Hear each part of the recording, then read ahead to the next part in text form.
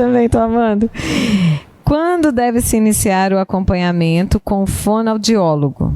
O mais precoce possível ou aos primeiros sinais de atraso da fala, Bruna? Então, dentro do... Quando começar, né?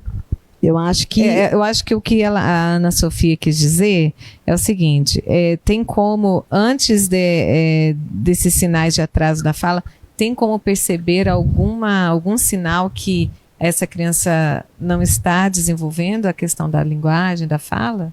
Tem. Hoje a gente tem, né, as redes sociais, tem o que o doutor falou, né, do olhar, né? Então a gente consegue hoje, né, a mãe consegue observar, né, desde o início, no seu caso foi a avó, né, que teve esse olhar diferenciado, né? Então assim, eu tenho 8 filhos e aí, olha aí que alguma coisa aconteceu. Não que essa observação seja um diagnóstico de espectro, né? Mas se já veio de dentro de casa mesmo um olhar diferenciado, é interessante observar, né? Hoje se encaminha muito, né, para fono, até mesmo antes de ir no neuro, devido ao desenvolvimento de linguagem. Né? Existe um marco do desenvolvimento. Então, existe uma fase que essa criança tem que estar fazendo, falando palavras ou fazendo alguma coisa dentro desse ano. Então, se ela não está...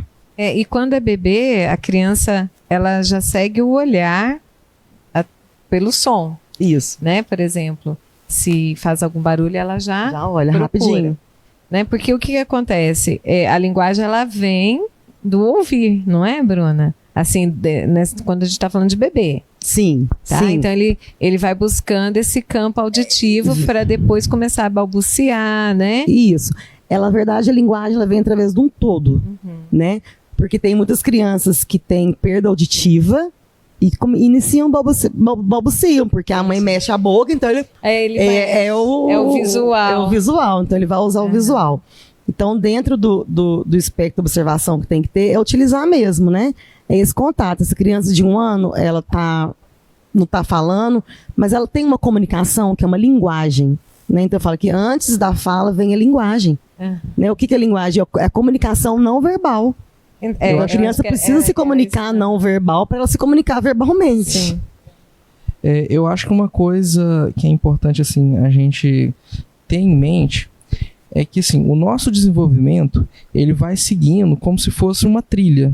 Então vai seguindo um passo a passo, que varia de pessoa para pessoa, mas em geral vai numa sequência. Eu coloquei aqui agora, até peço desculpa para vocês que eu estava mexendo no celular enquanto a live, mas eu colei um link aqui que eu acho que não é vírus, tá, gente? É um material que é do CDC, que é um centro norte-americano, e ele fez esse texto aqui, que são de marcos do desenvolvimento. O Léo tem ele lá. Você põe aí, Léo, enquanto colocar? O Dr. Nathanael fala sobre esse link. Tá. Aí, daqui a pouco deve entrar na tela aqui.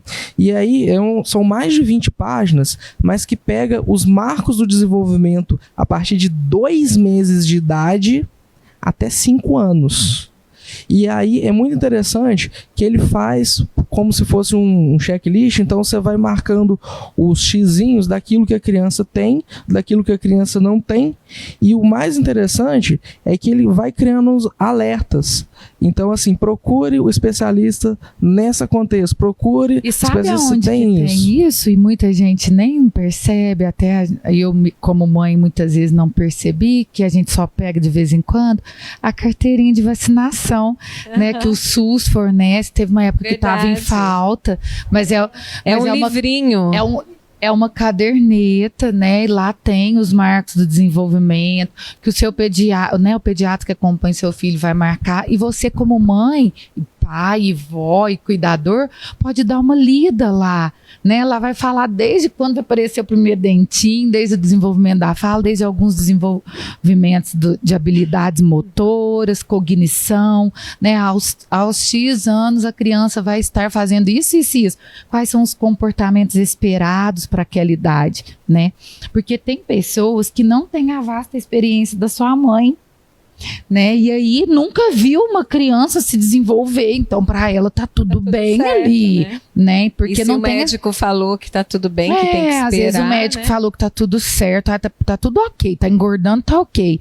Então essa observação dos marcos, ela pode se dar dentro de casa, né? Uma forma de participar desde sempre dessa evolução aí do desenvolvimento da criança, né?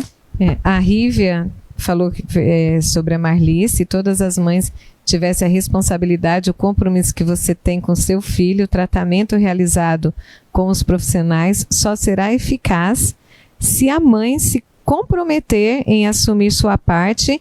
O contexto familiar envolve muito no desenvolvimento. Então, tá te parabenizando pela mãe que você é com o Arthur. Kessia, vai ficar gravada a live, viu? Que ela perguntou só se vai ficar salva. Parabéns, Marli. A Aline Pimenta.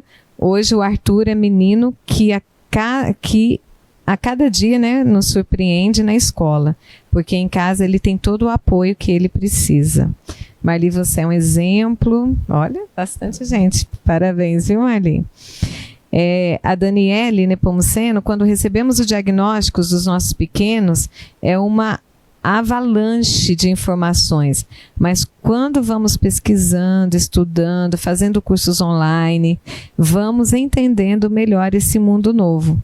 É claro, com a orientação dos profissionais como vocês, equipe maravilhosa. Obrigada, Daniela, muito obrigada.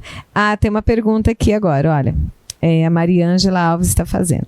Existem vários graus, tipos mais leves que a pessoa pode ter uma vida normal? Sim. Sim, né? Tem graus que a pessoa trabalha, tem uma vida, né, normal, dita normal, né? A gente nem usa essa palavra, né, muito, né? Mas ele tem condições de trabalhar, de casar, né? Quantos autistas aí casam? O critério que a gente costuma usar é a funcionalidade, né? Então, o que é normal para mim, às vezes para a Bruna é uma loucura sem fim. O que é normal para o Dr. Natanael, para mim, às vezes, oh, meu Deus. Então, esse critério, a gente sempre... quando eu vou dar minhas aulas, fazer minhas palestras, os meninos ficam rindo de mim, porque eu faço assim com o normal. Ó, eu ponho umas aspasinhas, né? Eu acho que todo, né, assim, põe umas aspas, né? Por quê? Porque o normal para mim, para você é estranho, né?